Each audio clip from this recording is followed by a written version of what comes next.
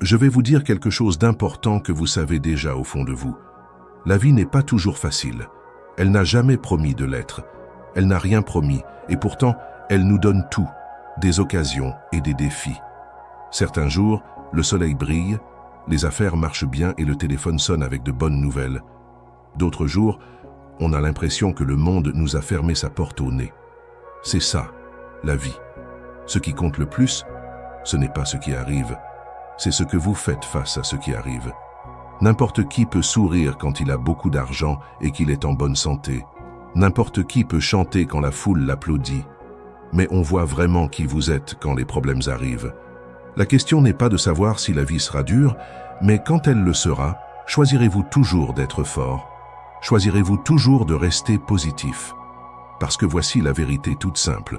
Vous ne pouvez pas toujours contrôler ce qui se passe, mais vous pouvez toujours contrôler votre état d'esprit. Vous pouvez construire une attitude si forte que même quand le monde tremble, vous ne tombez pas. Aujourd'hui, je veux vous donner des outils pratiques, pas de la fantaisie, pour rester positif, concentré et fort, même quand la vie est au pire. Si vous êtes prêt à ne plus vous laisser balader par chaque mauvaise journée, si vous êtes prêt à construire un mental solide, alors écoutez bien, car ce que vous allez entendre aujourd'hui pourrait tout changer. Les moments difficiles font partie du jeu. Comprenez que les moments difficiles font partie de l'accord. Soyons clairs dès le début. Les moments difficiles ne sont pas une erreur ou un problème du système. Ils font partie du marché que nous avons accepté en venant sur cette planète. Quelqu'un m'a demandé un jour, « Jim, pourquoi la vie est-elle si dure parfois ?» J'ai répondu, « C'est simple, si ce n'était pas dur, vous et moi ne grandirions pas, nous ne nous dépasserions pas, nous n'irions pas chercher au fond de nous qui nous sommes vraiment. La vie est conçue avec des difficultés intégrées, et ce n'est pas une mauvaise nouvelle, c'est une bonne nouvelle. Car au cœur de chaque difficulté se trouve une chance, une graine, une leçon, un cadeau.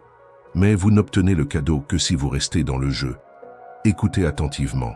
La terre dit, « Donnez-moi votre graine, votre sueur, votre patience, et je vous donnerai une récolte. » Pas tout de suite, pas demain matin, mais avec le temps, si vous restez fidèle au processus.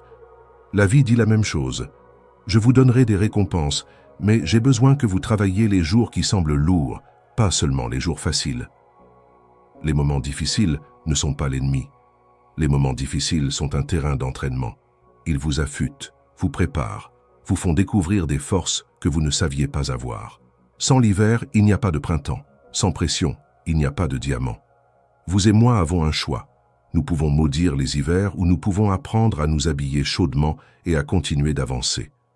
Nous pouvons nous plaindre des difficultés ou nous pouvons les laisser construire quelque chose en nous que le succès seul n'aurait jamais pu nous apprendre. La question n'est pas « est-ce que ça va devenir difficile ?» La réponse est déjà écrite en gras, oui. La vraie question est « vais-je devenir plus fort que les moments difficiles que je rencontre ?» Voici une façon simple d'y penser. Ne souhaitez pas que ce soit plus facile, souhaitez être meilleur. Ne priez pas pour moins de problèmes, priez pour plus de compétences. N'espérez pas qu'il n'y ait pas de tempête, espérez avoir des ailes plus solides. Et le miracle est le suivant. À mesure que vous devenez plus fort, les problèmes qui vous intimidaient commencent à paraître petits, gérables, comme des tremplins au lieu d'obstacles. C'est ça l'accord, mon ami. C'est l'accord que vous et moi avons avec la vie. Elle n'est pas faite pour votre confort, elle est faite pour votre croissance. Alors la prochaine fois que la vie vous pousse, poussez plus fort. La prochaine fois que vous vous sentez tendu, étirez-vous plus loin. La prochaine fois que les vents soufflent, utilisez-les pour vous élever. N'oubliez pas, vous ne construisez pas une belle vie en suivant un chemin facile. Vous construisez une belle vie en marchant sur le chemin, même s'il est rude, avec courage, sagesse et un esprit positif. Alors aujourd'hui, décidez une fois pour toutes. Les moments difficiles font partie de l'accord, et vous êtes plus fort que vous ne le pensez. Passons à la suite. Protégez le jardin de votre esprit.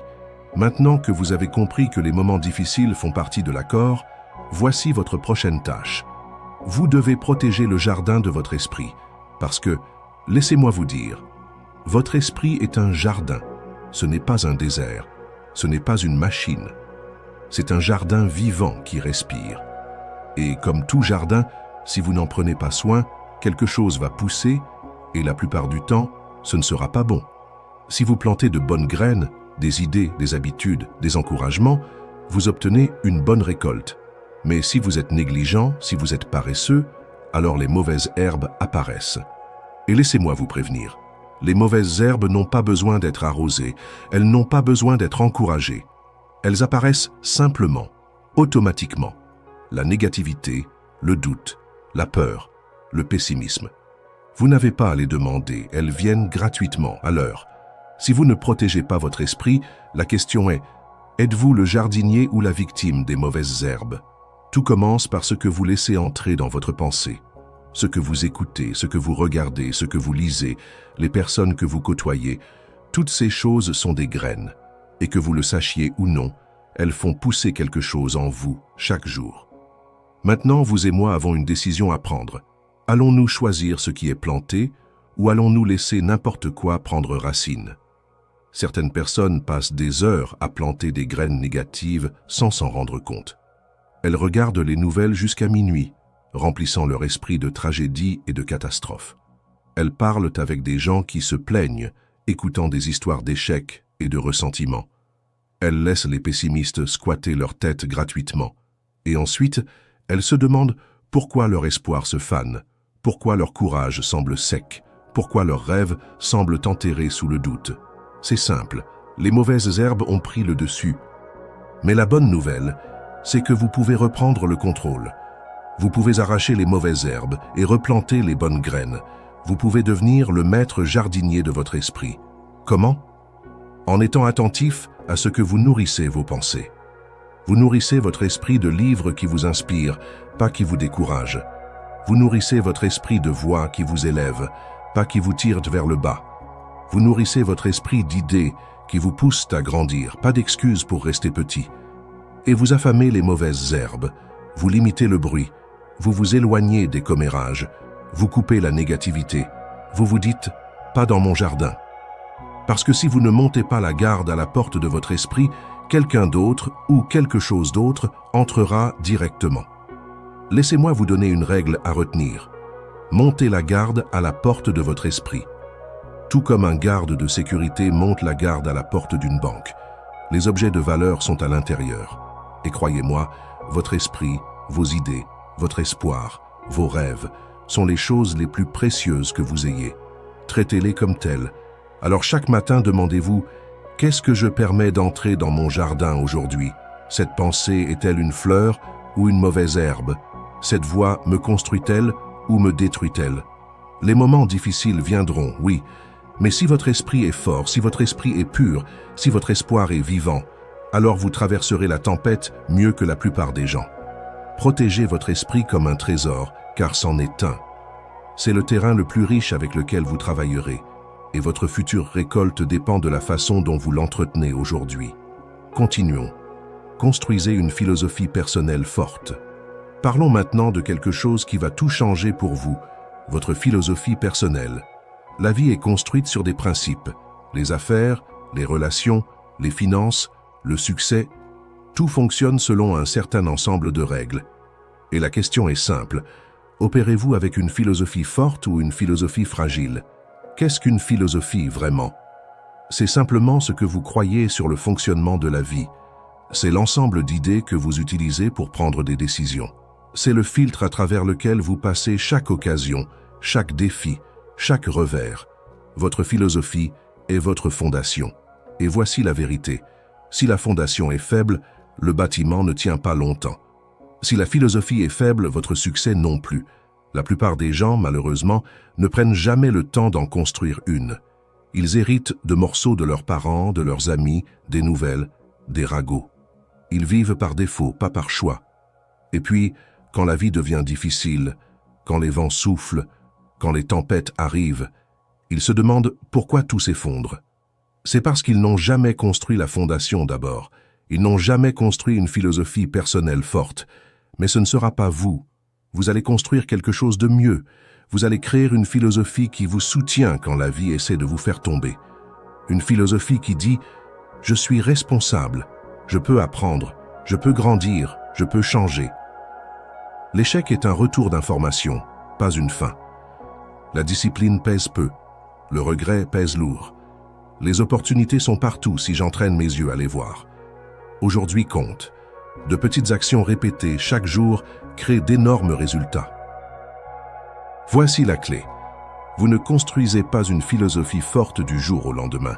Ce n'est pas quelque chose que vous achetez au magasin.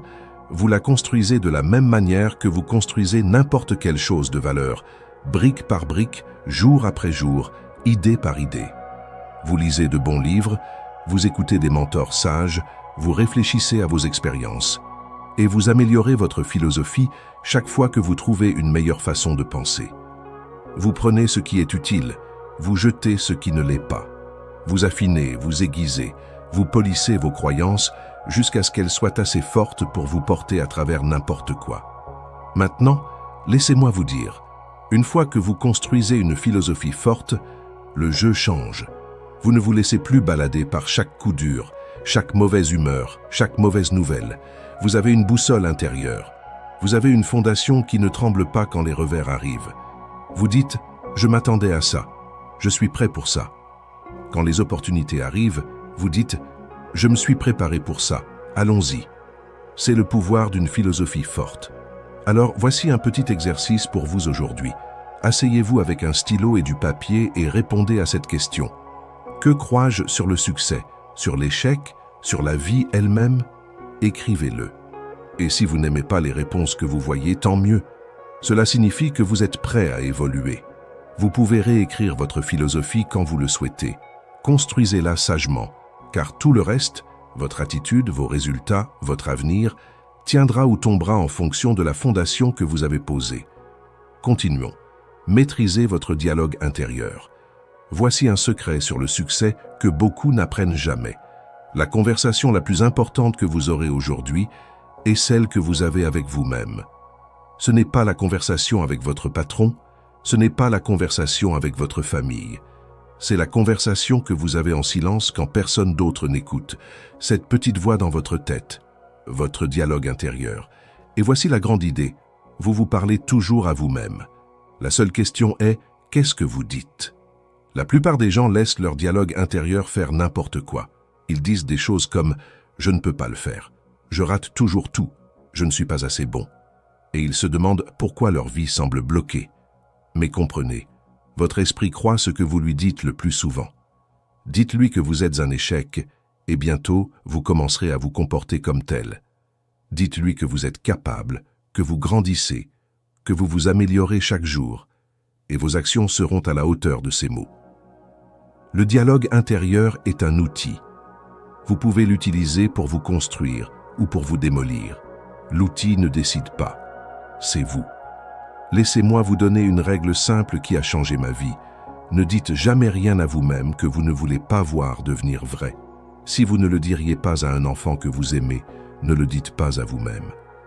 Parlez-vous comme si vous étiez quelqu'un qui mérite d'être guidé, quelqu'un qui mérite d'être encouragé, quelqu'un en qui on peut croire. Parce que c'est le cas. Voici la chose. Le dialogue intérieur positif ne consiste pas à vous mentir. Il ne s'agit pas de prétendre que les problèmes n'existent pas. Il s'agit de vous rappeler que vous êtes plus grand que le problème. Il s'agit de dire « Je n'ai peut-être pas encore la réponse, mais je suis assez intelligent pour la trouver. Je lutte peut-être aujourd'hui, mais je suis assez fort pour surmonter ça. J'ai peut-être échoué, mais je n'ai pas fini. » Vous devenez votre propre meilleur entraîneur au lieu de votre pire critique. L'esprit est rusé. Il se souvient facilement de la douleur, il se souvient vite de l'échec. Vous devez travailler plus dur pour semer la confiance. Vous devez travailler chaque jour pour cultiver la croyance. C'est pourquoi le dialogue intérieur n'est pas un discours motivant unique, c'est une discipline quotidienne. Vous la construisez comme un muscle. Répétition, constance, intention. Alors, voici votre tâche. À partir d'aujourd'hui, surprenez-vous. Attrapez ces moments où la voix dans votre tête devient négative et répondez. Si elle dit « Tu n'es pas assez bon », répondez « J'apprends, je grandis, je progresse ». Si elle dit « Tu ne réussiras jamais », répondez « Regarde-moi faire ». Parlez-vous comme si c'était important parce que ça l'est. Votre avenir dépend des mots que vous vous répétez aujourd'hui. Votre force en dépend. Vos rêves en dépendent. Maîtrisez votre dialogue intérieur et vous maîtriserez votre avenir. Continuons. Concentrez-vous sur ce que vous pouvez contrôler. L'une des plus grandes leçons que vous puissiez apprendre dans la vie est celle-ci. Vous ne pouvez pas tout contrôler, mais vous pouvez toujours contrôler quelque chose. Et c'est assez pour tout changer. Trop de gens gaspillent leur énergie, leur meilleure énergie, à s'inquiéter de choses sur lesquelles ils n'ont aucune influence. L'économie, la météo, ce que les autres pensent, ce que les autres disent, ce que les autres font. Écoutez attentivement. S'inquiéter de choses que vous ne contrôlez pas, c'est comme essayer de diriger un navire sans toucher la barre. Vous dérivez, vous stressez, vous n'allez nulle part. Mais lorsque vous vous concentrez sur ce qui est en votre pouvoir, votre attitude, vos efforts, vos décisions, votre caractère, alors soudain, vous devenez puissant. Vous cessez d'être une victime des circonstances et vous commencez à créer votre propre avenir. Voici une vérité simple. La vie devient plus légère au moment où vous arrêtez de porter ce qui ne vous appartient pas. Vous ne pouvez pas contrôler le trafic, mais vous pouvez contrôler votre patience. Vous ne pouvez pas contrôler la tempête, mais vous pouvez contrôler votre préparation. Vous ne pouvez pas contrôler si le marché monte ou descend, mais vous pouvez contrôler vos compétences, votre service, votre valeur. Concentrez-vous sur ce qui est entre vos mains, pas sur ce qui est hors de votre portée. Vous pourriez dire, « Mais Jim, qu'en est-il des vrais problèmes, des choses qui m'affectent ?» Et je comprends. Mais la solution est la même. Faites ce que vous pouvez, là où vous êtes, avec ce que vous avez. Si vous pouvez influencer quelque chose, agissez. Si vous ne pouvez pas l'influencer, lâchez prise. Contrôlez ce que vous nourrissez votre esprit. Contrôlez les mots qui sortent de votre bouche. Contrôlez les habitudes que vous construisez chaque jour. Contrôlez la façon dont vous traitez les autres. Contrôlez la façon dont vous vous présentez quand c'est difficile. Parce que voici ce que je vous promets. Si vous maîtrisez ce qui est en votre pouvoir, les choses hors de votre contrôle perdront leur pouvoir sur vous. Le monde peut être chaotique, mais vous pouvez être calme. L'économie peut être instable, mais vous pouvez être stable. Les gens autour de vous peuvent être négatifs, mais vous pouvez être positif. Vous pouvez être un thermostat, pas un thermomètre. Les thermomètres ne font que refléter la température. Les thermostats la règlent. Soyez celui qui règle la température de votre propre vie. Voici votre tâche pour aujourd'hui. Prenez une feuille de papier, tracez une ligne au milieu. À gauche, écrivez « ce que je ne peux pas contrôler ». À droite, écrivez « ce que je peux contrôler ». Et à partir d'aujourd'hui, chaque fois que votre esprit dérive vers le côté gauche, ramenez-le doucement mais fermement vers le côté droit. Entraînez-vous à dépenser votre énergie uniquement là où ça compte. Parce que l'énergie est précieuse, la concentration est inestimable et votre avenir dépend de l'endroit où vous les dirigez toutes les deux.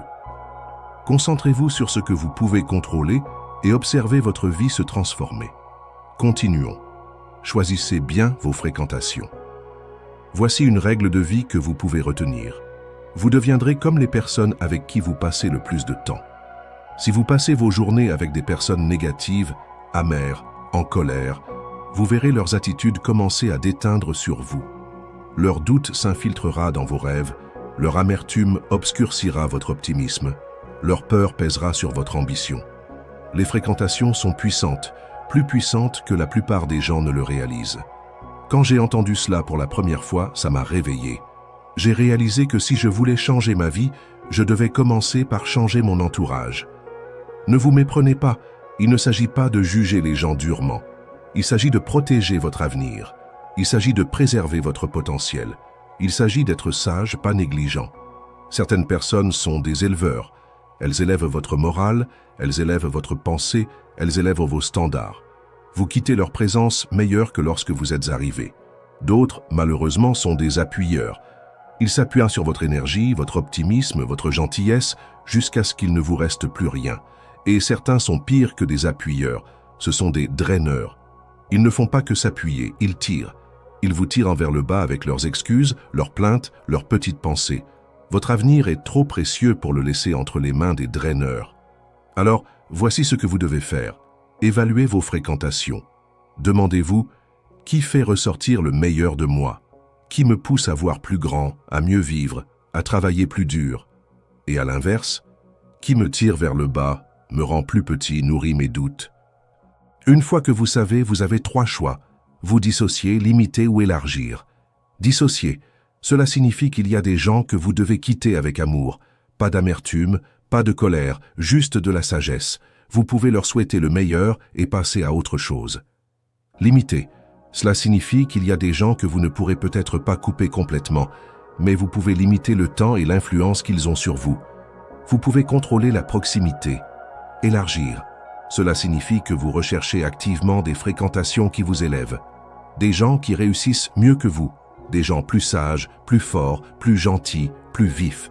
Rapprochez-vous d'eux, apprenez d'eux, laissez leur feu éclairer le vôtre. Parce que voici la vérité, la croissance est contagieuse, la déchéance aussi. Si vous marchez avec des sages, vous devenez sage. Si vous marchez avec des plaignants, vous devenez cynique. Si vous marchez avec des gens courageux, vous devenez audacieux. Si vous marchez avec des gens craintifs, vous devenez hésitant. Choisissez judicieusement, votre avenir l'exige. Alors, voici une petite action à faire. Faites un bilan honnête de vos 5 principales fréquentations. Écrivez-les, puis demandez « Ces personnes m'aident-elles à grandir ou me retiennent-elles ?» et apportez les changements nécessaires. Cela peut être inconfortable, mais c'est nécessaire. Parce que vos fréquentations arrosent vos rêves ou les dessèchent. Choisissez bien vos fréquentations et vous choisissez un avenir plus fort et plus lumineux. Continuons. Renforcez vos habitudes quotidiennes. Écoutez attentivement. Le succès n'est rien d'autre que quelques habitudes simples pratiquées chaque jour. L'échec, ce n'est que quelques petites erreurs de jugement répétées chaque jour. L'écart entre le succès et l'échec n'est pas énorme. Ce sont quelques décisions simples prises encore et encore. La discipline est le pont entre les objectifs et leur réalisation. Voici le piège. La discipline n'est pas excitante au début. Elle n'est pas glamour. Elle ne fait pas toujours du bien. Mais elle fonctionne. Et elle fonctionne toujours, que vous le sentiez ou non. Voyez-vous, quand les jours deviennent difficiles, quand la vie semble lourde, quand les tempêtes arrivent, votre discipline devient votre encre. Ce n'est pas la motivation qui vous sauve, la motivation disparaît. C'est la discipline qui reste. Quand vous êtes fatigué, la discipline se manifeste. Quand vous êtes découragé, la discipline se manifeste. Quand vous êtes incertain, la discipline se manifeste. La discipline vous fait faire ce qui doit être fait, même quand vous n'en avez pas envie. Laissez-moi vous donner un secret. Vous n'avez pas besoin d'être extrême, mais vous devez être constant.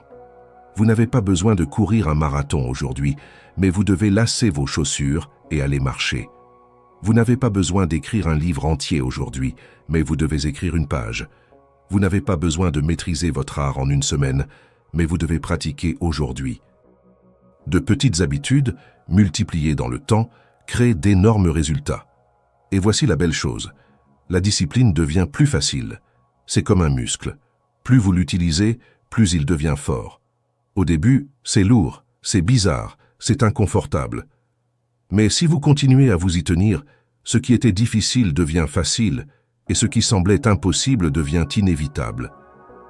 Laissez-moi vous demander, quelles sont vos habitudes quotidiennes en ce moment? Vous mènent-elles vers la vie que vous voulez, ou vous en éloignent-elles discrètement chaque jour? De toutes les manières, vous construisez votre avenir, ou vous le vendez, un moment sans discipline à la fois. Le prix de la discipline est toujours inférieur au prix du regret. Voici votre tâche. Choisissez 3 habitudes simples auxquelles vous vous engagerez, quoi qu'il arrive. Elles n'ont pas besoin d'être spectaculaires, juste quotidiennes. Peut-être 10 minutes de lecture, peut-être 30 minutes d'exercice, peut-être écrire vos objectifs chaque matin, peut-être dire un mot d'encouragement à quelqu'un chaque jour. Choisissez vos 3.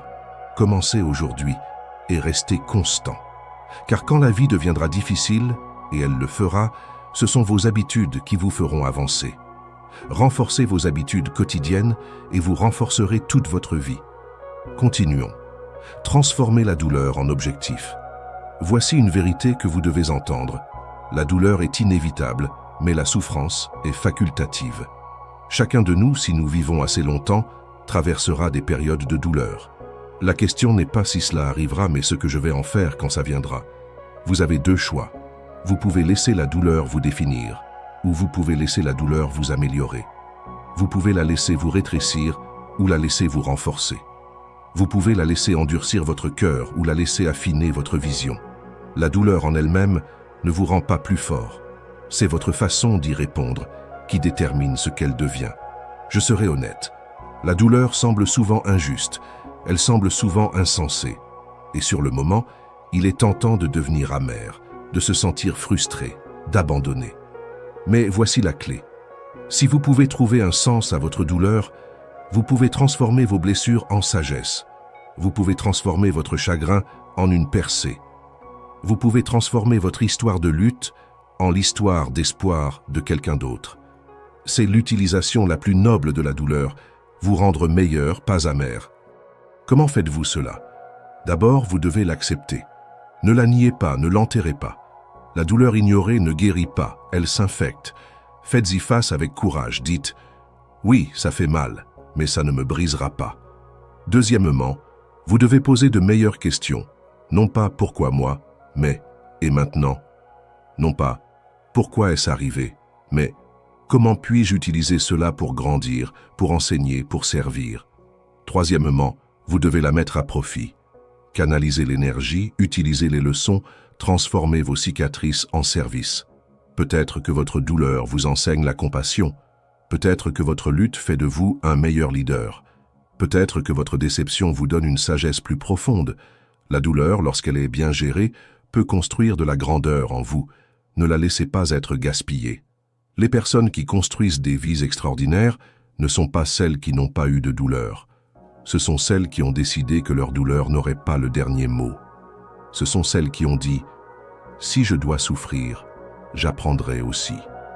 Si je dois perdre quelque chose, je gagnerai aussi une force que je ne connaissais pas. » Elles ont transformé leur douleur en un objectif, et vous le pouvez aussi. Voici donc votre tâche. Prenez le temps aujourd'hui de penser à une douleur passée, peut-être quelque chose qui pique encore quand vous vous en souvenez. Demandez-vous, comment cela m'a-t-il rendu plus sage? Comment cela m'a-t-il rendu plus fort? Comment puis-je utiliser ce que j'ai appris pour aider quelqu'un d'autre? Parce que lorsque vous transformez la douleur en objectif, vous ne faites pas que survivre aux saisons difficiles, vous vous transformez grâce à elles. Et la personne que vous devenez à travers ce processus est plus forte, plus sage et plus puissante que vous ne l'auriez jamais imaginé. Continuons. Nourrissez votre esprit, pas seulement votre cerveau. Voici quelque chose d'important. Vous n'êtes pas seulement un cerveau, vous n'êtes pas seulement un corps, vous êtes un esprit. Et si vous oubliez de nourrir votre esprit, aucune quantité d'informations ou de succès ne vous fera jamais vous sentir complet. Le monde dans lequel nous vivons aujourd'hui nourrit beaucoup le cerveau. Podcasts, livres, cours, stratégies, astuces, compétences. Et c'est bien, vous devriez faire grandir votre esprit. Mais qu'en est-il de votre esprit, votre spirit en anglais? Parce que si vous nourrissez votre cerveau et affamez votre esprit, vous vous sentirez toujours vide au sommet de la montagne. Votre esprit a besoin de nourriture tout autant, voire plus, que votre cerveau. Qu'est-ce qui nourrit l'esprit? Des choses comme la gratitude, la réflexion, le silence, les moments de beauté, les actes de gentillesse, la foi, l'espoir, la charité. C'est dans ces moments que vous rechargez la partie plus profonde de vous-même, la partie qui ne fonctionne pas seulement avec la logique, mais avec le sens, l'espoir, la connexion. Vous n'êtes pas seulement fait pour réussir, vous êtes fait pour avoir un but, un sens. Et quand la vie devient difficile, et elle le fera, un esprit fort vous soutiendra mieux qu'un cerveau fort seul. Parce que quand les faits semblent mauvais, quand les chances semblent contre vous, quand l'esprit rationnel dit « abandonne », c'est votre esprit qui murmure. Tiens bon, reste fort, continue de croire. Comment nourrissez-vous votre esprit? Vous ralentissez suffisamment pour écouter. Vous remerciez pour ce que vous avez déjà. Vous trouvez des moments de calme, non pas pour échapper à la vie, mais pour vous y ancrer. Vous cherchez la sagesse, pas seulement la connaissance. Vous choisissez l'amour plutôt que la peur, l'espoir plutôt que le désespoir. Même 5 minutes par jour passées à nourrir votre esprit peuvent faire une différence. 5 minutes de gratitude, 5 minutes de prière, 5 minutes de réflexion, 5 minutes de lecture de quelque chose qui élève votre cœur, pas seulement votre tête. Le succès sans esprit semble vide. La richesse sans sagesse semble vide. Le succès sans sens ressemble à de la poussière dans le vent. Mais lorsque vous nourrissez votre esprit, vous construisez une vie qui n'est pas seulement réussie, vous construisez une vie forte, stable, riche en joie, riche en sens. Voici votre tâche. Chaque jour, mettez de côté quelques minutes pour nourrir votre esprit. Protégez-le comme vous protégez votre temps, votre argent, vos objectifs. Car sans un esprit fort, aucune des autres victoires ne ressemblera à des victoires du tout. Nourrissez votre esprit et vous traverserez la vie non pas en réussissant simplement, mais en vivant vraiment. Continuons. Gardez un œil sur l'horizon. Écoutez attentivement. Si vous voulez survivre aux jours difficiles et bien vivre les bons, vous devez apprendre à garder un œil sur l'horizon. La plupart des gens vivent bloqués dans le moment présent. Ils se laissent prendre par les problèmes d'aujourd'hui, les déceptions d'aujourd'hui, les frustrations d'aujourd'hui. Et quand vous vivez comme ça, le moment présent peut sembler écrasant, il peut sembler permanent, mais ce n'est pas le cas. Aujourd'hui est un chapitre, pas le livre entier. Aujourd'hui est une étape, pas tout le voyage. Aujourd'hui est une vague, pas tout l'océan. Vous devez garder votre perspective plus grande que vos problèmes. Vous devez garder vos rêves plus grands que vos déceptions. Un œil sur le travail d'aujourd'hui et un œil sur la promesse de demain. C'est ainsi que vous endurez les difficultés sans perdre courage. C'est ainsi que vous continuez à vous présenter même quand c'est difficile.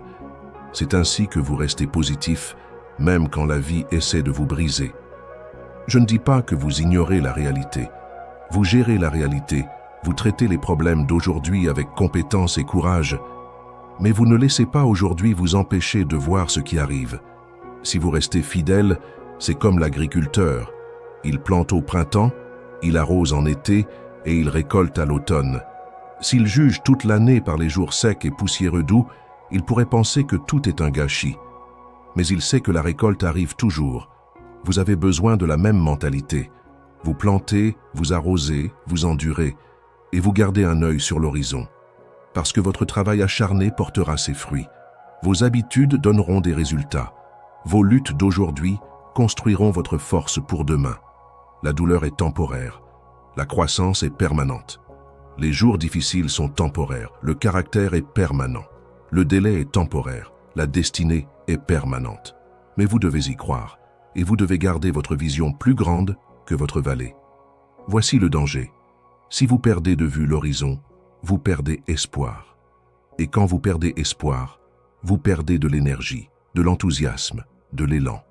Vous commencez à dériver. Ne dérivez pas. Ancrez-vous à une vision. Liez-vous à un objectif plus grand que les problèmes d'aujourd'hui. Voyez-vous plus fort, plus sage, construisant une vie dont vous pouvez être fier. Voici votre tâche. Prenez le temps aujourd'hui d'écrire la vision que vous visez. Pas où vous êtes, mais où vous allez. Pas à quoi les choses ressemblent maintenant, mais à quoi vous voulez qu'elles ressemblent quand vous aurez terminé. Affichez-le là où vous pouvez le voir. Rappelez-vous chaque jour, c'est pourquoi je travaille, c'est pourquoi j'endure, c'est pourquoi je reste positif. Parce qu'avec un œil sur vos tâches et un œil sur vos rêves, vous pouvez traverser les tempêtes sans perdre votre chemin. Gardez un œil sur l'horizon et vous trouverez votre chemin vers des jours plus lumineux. Conclusion. Vous pouvez traverser la tempête et construire un nouveau monde après elle. Alors, mes amis de Savoir Sagesse, nous y sommes. Après tout ce dont nous avons parlé aujourd'hui, cela se résume à une vérité essentielle. La vie vous apportera des tempêtes. La vie vous apportera des périodes de difficulté, des périodes de défis, des périodes de douleur. Mais écoutez attentivement, vous n'êtes pas impuissant. Vous n'êtes pas à la merci de la tempête. Vous avez une force en vous que vous n'avez même pas encore entièrement découverte. Vous avez une sagesse qui attend d'être éveillée. Vous avez une résilience qui peut être construite une décision à la fois. Vous pouvez traverser la tempête et vous pouvez construire un nouveau monde après elle. Les tempêtes ne viennent pas pour vous détruire, elles viennent pour vous définir. Elles viennent tester de quoi vous êtes fait. Et quand vous choisissez le courage plutôt que la peur, la croissance plutôt que l'amertume, la discipline plutôt que la dérive, vous ressortez de l'autre côté plus fort, plus sage, meilleur qu'avant. Chaque principe que nous avons exploré aujourd'hui est un outil. Un outil pour vous aider non seulement à survivre aux saisons difficiles de la vie, mais à prospérer grâce à elle. Vous comprenez maintenant que les moments difficiles font partie du jeu. Vous savez que vous devez garder le jardin de votre esprit. Vous avez appris à construire une philosophie personnelle forte.